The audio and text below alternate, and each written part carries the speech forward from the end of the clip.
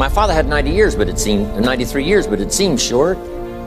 In his seemingly long life of 93 years, it was short because it just seems like if we only had more time. Old Testament gives us a view of some people who lived to be 500, 600, 700, 800, 900 years old. If I have a chance to ask, I will ask, how come we got shortchanged?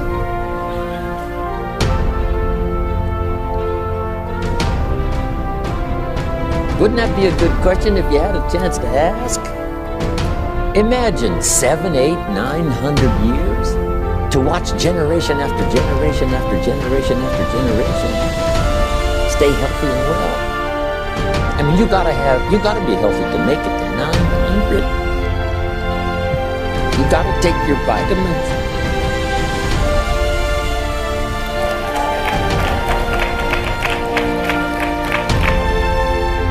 I'm pushing the Bible, I'm pushing vitamins, I'm doing good today. So, the key is time is precious. Now let me give you Bill Bailey's description of time. Life is not just the passing of time. Life is not just the passing of time. Life is a collection of experiences, their frequency,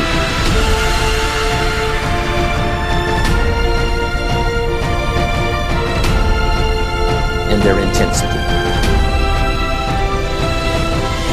Life is not just watching the clock tick away. Life is a collection of experiences, their intensity, their frequency.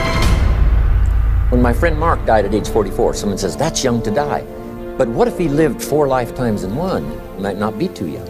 So here's whatever the span of your life turns out to be, here's what you want to fill it up with: experiences and the intensity of those experiences.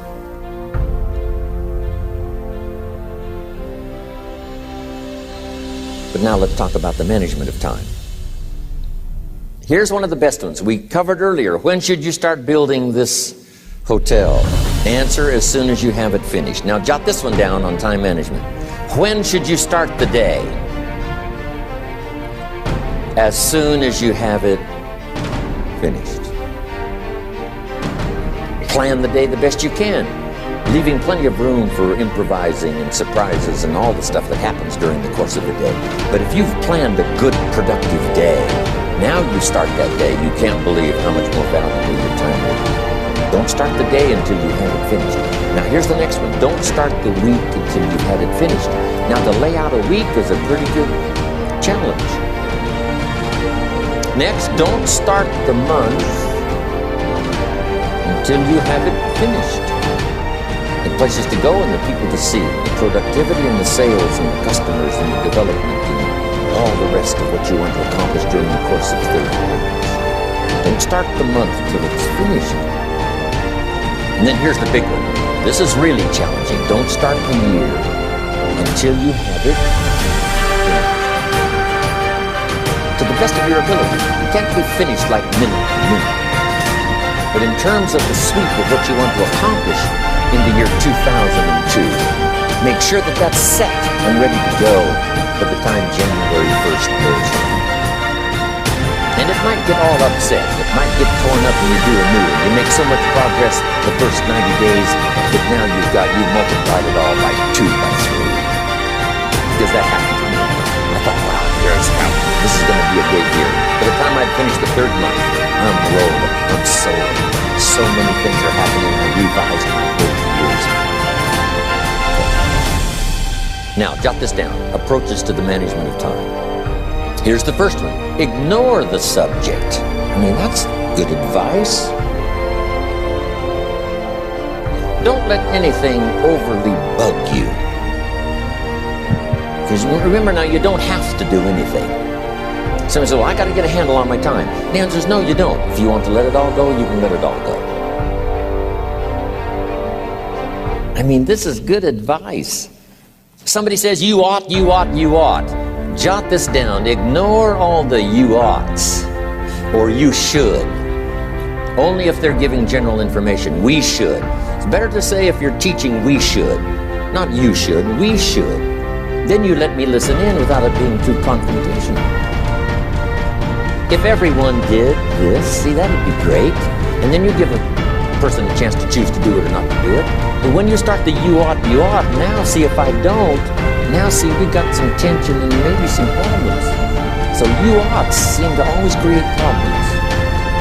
When you're talking to your kids, you say, no, if kids would do this, not always saying if you did this, life would be better, but if kids did this, life would be better. It's like making a little talk and letting them listen in. And then it's a little less confrontation. It gives us a choice. In one of my seminars, here's what I teach. All life forms strive to the max of its potential except human beings. All life forms strive to the max of its potential except human beings. How tall will a tree grow? As tall as it possibly can. You never heard of a tree growing half as high as it could. No, trees don't grow half. A tree drives its roots as deep as it can, reaches as high as it can, produces every leaf it can, every fruit possible can. To the max. Every life form strives to the max, except human beings. Now, why not human beings? Jot this down. You've been given the dignity of choice. You're not a robot. You don't have to repeat this year the same as last year. You can tear up last year's plan, develop a new plan.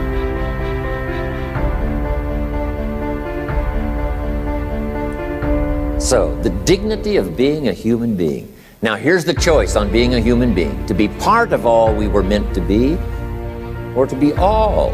To strive for all, or half, or part, or some. The choice is up to you. To develop one skill or 10 skills. Someone says, well, I'd be happy with just one more language. Well, some say, hey, I'm going to learn 6 or 7. And this is all a matter of choice. And when someone says, no, you ought to learn 4, you got to resist all that. Because this is personal dignity. And you don't want to destroy someone's dignity by doing all the oughts, and then they feel reluctant to do it. Now we've got problems. So if you want to, just ignore this subject on time management. Now here's the next one. Step down to something easier.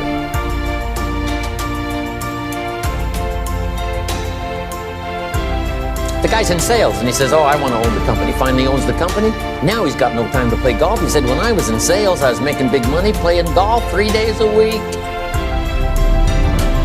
Heck with this owning something. Heck with managing. My life was never my own after I started to manage. I'm going back to sales. See, this is the key. If you're getting too pressed, you might consider stepping down to something with a little easier time pressure. Little girl says to her mother, Daddy comes home, brings his briefcase and pats me on the head and says hello, disappears and works on his papers. How come my daddy doesn't play with me?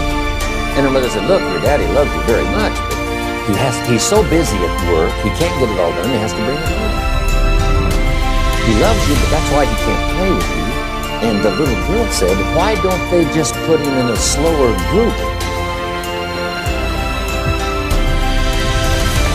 So, jot this down now. If you don't have time for your kids, you might consider joining a slower group. Remember when I said some things I went for cost me too much? So, reconsider. Next key. To time management, and that's work longer and harder. But see, there's a limit to that. I almost lost my health the first year. I went so crazy about personal development and achievement. I just went bonkers. You know, I told you I was skinny, but at the end of that first year, I was a walking shadow. And then it suddenly occurred to me, what if I got rich and too ill to spend it? I mean, that was a shocker. So I started, developing a little more reasonable. Because I said, if 12 hours won't do it, I'll work 14. If that won't do it, I'll work 18. I mean, how many hours it takes. And sure enough, it cost me too much. So see, working longer and harder for some might be appropriate. If you're just sitting around not doing that much, this might be good, work longer and harder. But you can only work so hard.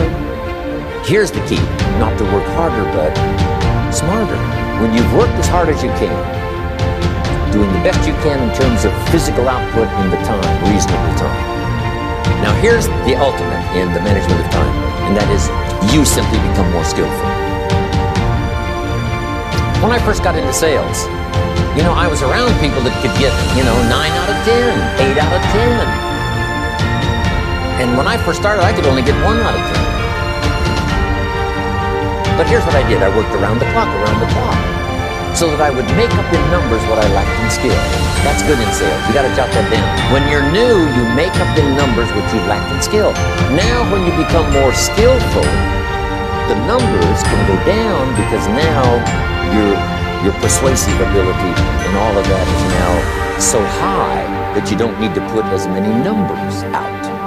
But at first, if you want to compete or if you want to really get good, you've got to put in the numbers.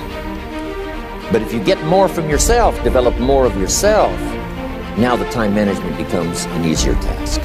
Now here's the next thing. Either you run the project or it runs you. I've found out when you start something, at first you're in charge. All of a sudden, a year later, it's in charge. Some of the companies I started, I'm telling you, I'm in control. A couple of years later, I'm out of control. At first, I've got it on the run. 2 years later, it's got me on the run. Haven't got enough time. I'm dizzy with trying to get it all done. So here's part of the key, and that's to get in charge. So I'm going to take charge of my health. One of my albums is entitled, Take Charge of Your Life. Take charge of your time. Take charge of your resources, which we're going to talk about next. Take charge of your health. You're the one that's responsible for it. It's not a requirement of society that you not have a heart attack to take care of your family. That's not a requirement of society, but you must make it a requirement of yourself. Society doesn't require that you build a financial wall around your family nothing can get through it. That's not a requirement of society. It's a requirement you impose on yourself to build a financial wall around your family nothing can get through. So impose on yourself this self-development of being in charge, taking charge of your life and your health and your future and your responsibilities at home. Next, reasonable time is enough time to achieve all of your goals. Just jot that down. Reasonable time is enough. I had to learn that. Reasonable time is enough time. Here's why. It's not the hours you put in, it's what you put in. If you start depositing greater ideas in the hours you've got later than now, I'm telling you later, you can't believe the productivity. The ideas you can't think of now, a year from now, they'll start to flow. And when you deposit those ideas in the hours you've got, productivity multiplies by 2, 3, 5. Next, time management essential. We've already covered the first one, go get the 7 goals. And then do priorities on your goals. What's important this week? What's important this month? Here's the next one. Often review. Just go over your goals to make sure that your list is working for you. It's got you inspired. It's got you turned on.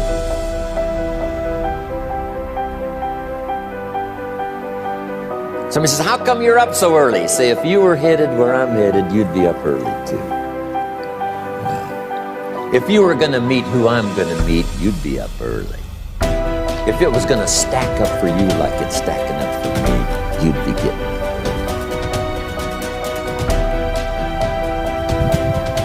early. Here's some more time management essentials. Learn to study what we call majors and minors. You pick up the phone.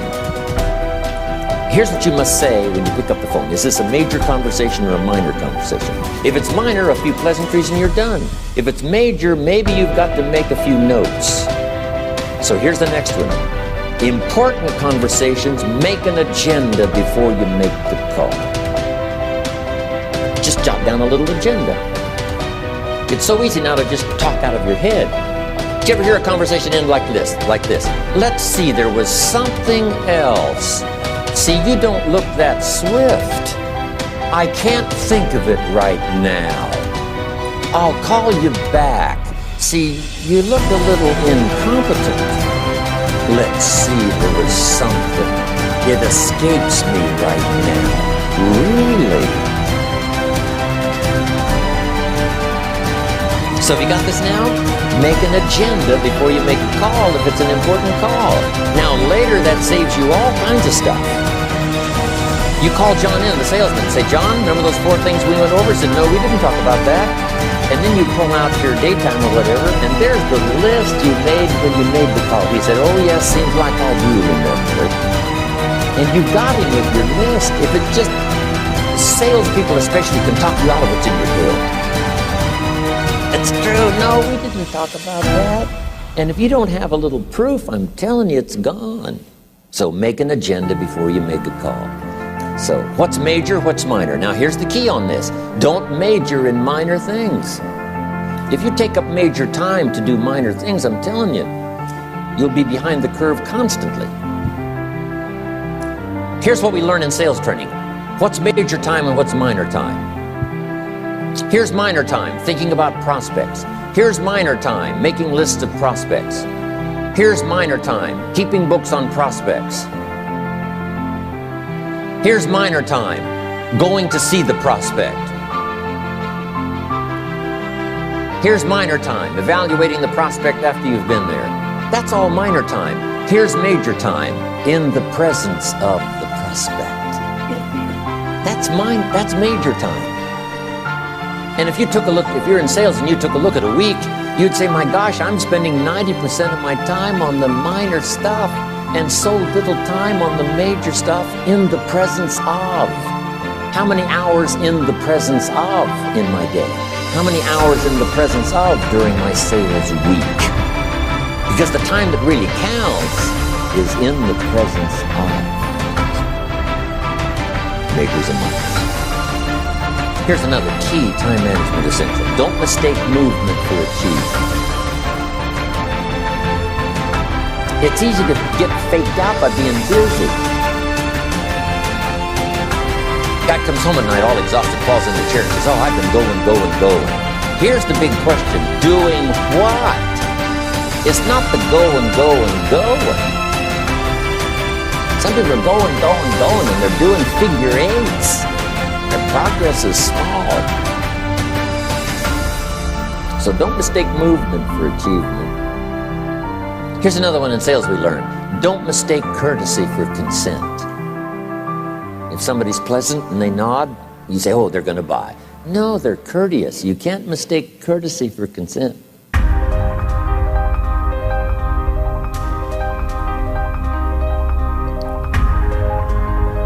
Now here's a big one, concentration. I had to learn this. All those years ago, I'm in the shower trying to compose a letter.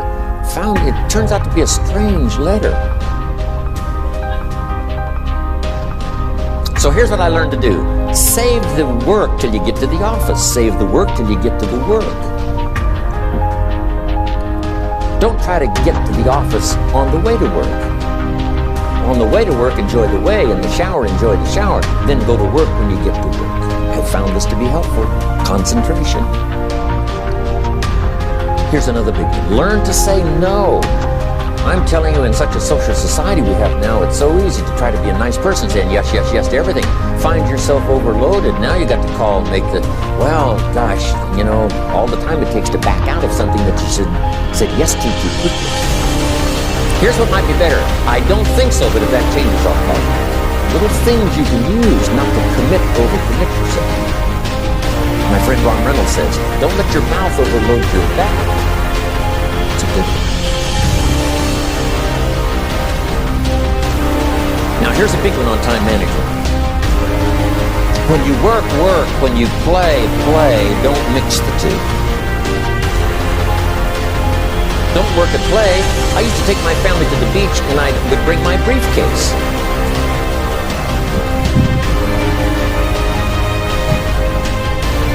I learned not to do that. Or at the beach I'm saying I should be at the office, Now my family's upset. Because I'm at the beach and I'm thinking office. Now when I'm at the office, I'm thinking what? I gotta get my family to the beach. So things are not going too well at the office because I'm thinking beach, and things are not going too well at the beach because I'm thinking office. Here's what I learned to do. At the beach, be at the beach. At the office, be at the office. When you work. When you play. Don't mix the two.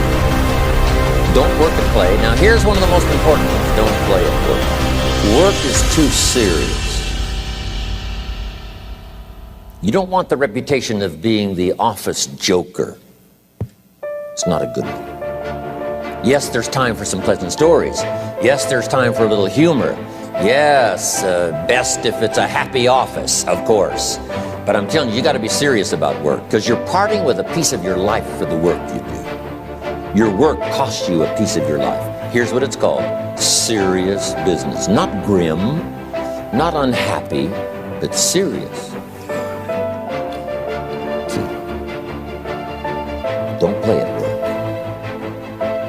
The old expression, I don't think we use it anymore: horse around at the office. Play around, play jokes, play tricks. No place, not at the workplace. At the beach, yes. At the bar, yes. Someplace, not at work. You got to treat work with all due conservative passion, because it's leading you to your future. Here's another key phrase: all work is good. You may not like your job, but if it's the stepping stones to get you to where you want to go, you got to appreciate your job. You don't have to have a passion for your job. Here's the ultimate passion: the passion for incredible success in every department of my life. That's the passion. But don't look down on some menial job you have to do to finally get you to where you want to go. No job is menial. No job is not, no, every job is noble. Training life for pay, making a contribution to society. Next, analyze how you are. And if you have some weaknesses, if you can't, doesn't seem like you can change, here's the key: get it covered. I used to keep promising myself I'd keep the books, keep the books, keep the books. Finally, I gave that up. And back then, it only took me an extra $50, $60 a month for some accountant to keep the books. I said, no, I'm going to save the $50. You can't believe what I started losing in productivity because I tried to save the $50. So the key is, a lot of the time you can stay like you are, but just make sure you get it covered.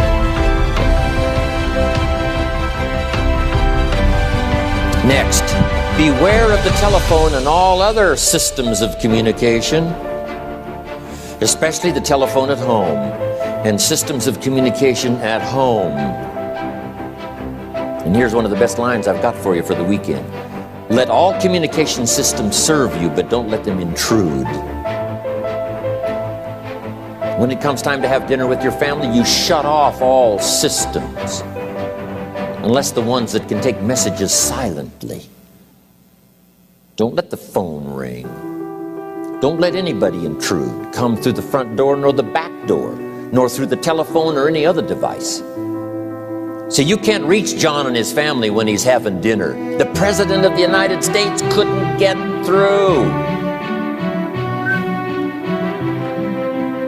If you develop that kind of a reputation, father, mother, when we have dinner, when we're visiting and have this time with our family, nothing intrudes.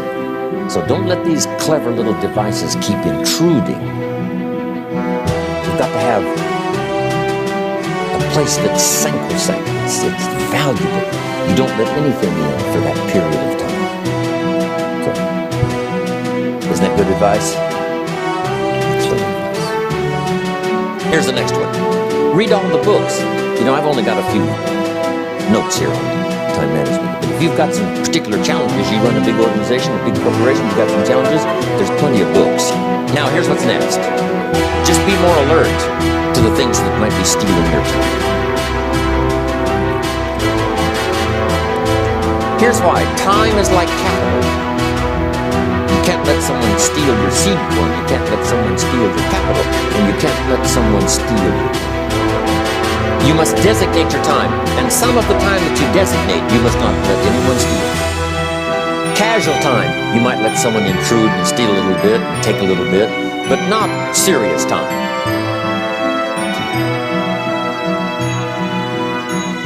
Next, one of the great time management savers is to learn to ask questions up front. Sometimes you talk to somebody for an hour, and then you ask questions, and you find out if you would have asked those questions up front, you could have saved yourself an hour.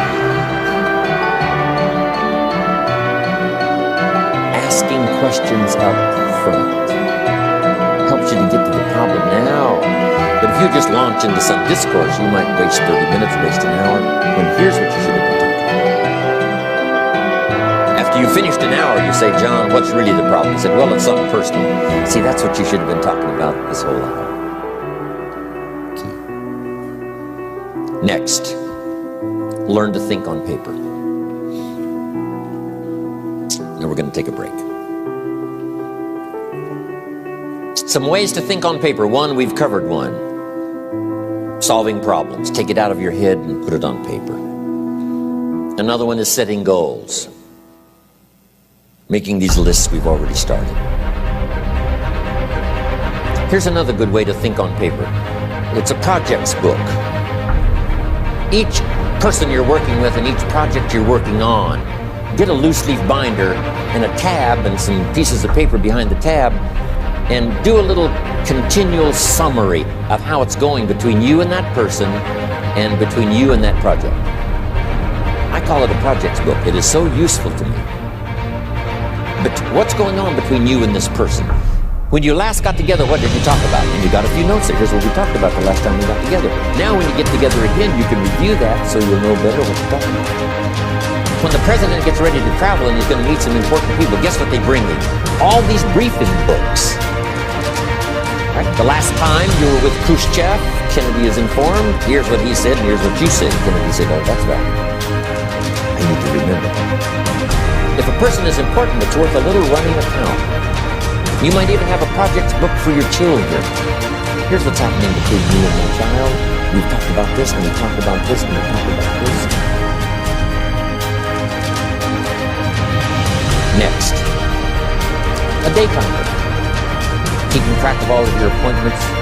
You know, mine is all filled with, when to catch an airplane, and when to do a seminar, and when to sit down and have a conference, all the rest. Next is a game plan.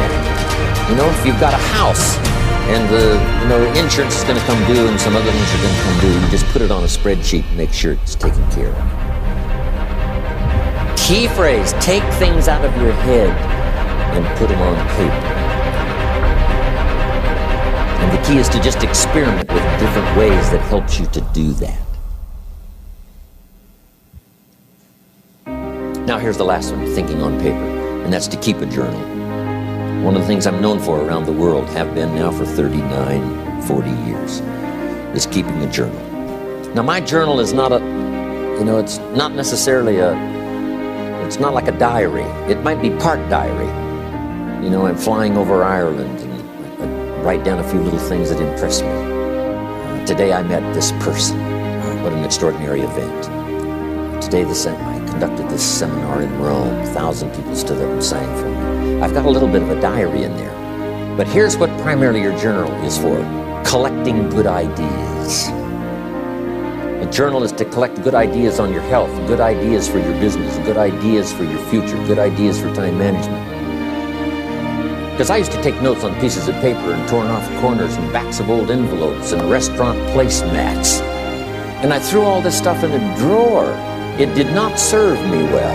I finally learned to get a bound copy. Right? And just keep a journal. If I was here, I had my journal, I'd be taking notes. Right? These two notes in my journal. Now, if you're caught without your journal, you just take the notes when you get back home. You put those notes in your journal, throw the paper away. Because we don't usually go through paper to review. But see, my journals now make up a significant part of my own library. My journal's all reserved privately for my children and my grandchildren. Can you imagine what I've collected over here? It's unbelievable.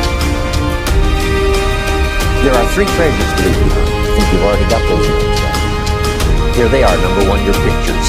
Don't leave the event unrecorded. It takes only a fraction of a second to say, here's who I was with. When I travel the world, we take all these pictures. Here's one of the gifts. People send me the pictures they took of me and them. It's part of the treasures I have in the phone. A picture's worth 1,000 words to describe the scene, the emotion, what happened. Say, wow, this was an extraordinary day for me when I met these people. Here's what they told me happened to them when they went to my seminar 10 years ago. Wow. The drama comes back if you've taken the pictures. It's one of the treasures to leave behind when you go. Remember the old photographs that we have now, 100 years ago, 70, 80 years ago, just a few photographs? What would it be like if you had thousands of photographs of the past, of your history, your mother, your father, grandparents? So, change all of that now for your children. Leave all your photographs as a record. Here's what's next to leave behind, and that's your library.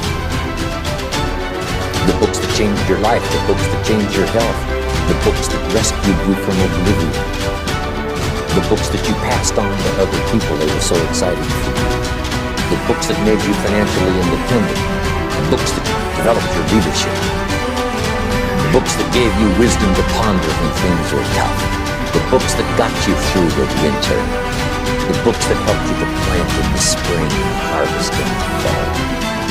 What a treasure to leave you. If you do that, here's what's for sure. Your books will be more valuable than your furniture. Now the third treasure to leave behind is your journals. The notes you took that helped you to live life as you lived it.